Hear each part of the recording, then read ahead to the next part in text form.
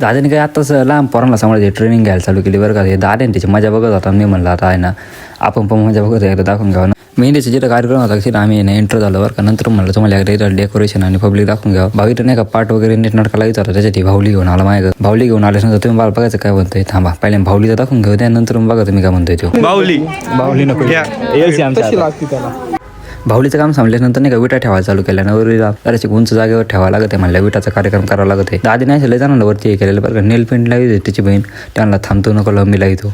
मग काय तिने हातात लगेच नेल पेंट घेऊन टाकली ना हाताला लावायला चालू केली. दुसरं काही नाही भावाचं आहे ना बहिणीवरचं प्रेम हो.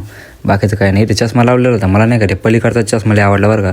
थांबा तुम्हाला पण झूम करून टाकतो. कसं काय पुढं चष्म्याला हा नाद नाही करायचा. एक नंबर क्वांटिटी. नंतर नाही का म्हणलं थांब मला ब्लॉग एकदा चालू करून बघू रे कसं काय दिसतो. म्हणलं तू पण ट्राय करून बघ. भाऊला फ्रेम जमली बरं का. त्याच्यात बघितलं लहान आले पोरं मस्त पैकी नाही का फोटो काढायसाठी पोज देऊन उभे होते. त्याच्यात आपल्या दादासाठी स्पेशल गाणं लावलं.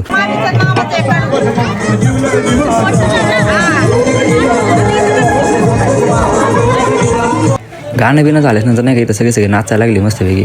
थोड्या घ्या तुम्ही पण एन्जॉय हे करून. कसं काय गाणे बिणे चालू एकदा तेवढेच म्हणलं थांबा असं नाही तर एकदा ना परत तुम्ही बघून घ्या. इथं नाही का एकदम खतरनाक पोच चाललेल्या होत्या. पोच काय त्याच्या नव्हते भाऊ डायरेक्ट आहे ना दादागिरीवाल्या होत्या. हा नाद नाही करायचं. एकदा व्हिडिओ कसा वाटत राहिला ना ते आपल्या कमेंटमध्ये सांगा बरं का. हा ते सगळं जाऊ दे. LCD लाईट कसं काय हा DJ पूर्ण कमी करून टाकलेली भरून टाकली बरं का. असे नवीन व्हिडिओ बघायसाठी आपल्याला फॉलो नक्कीच करून घ्या. तर भेटू नंतरच्या व्हिडिओमध्ये.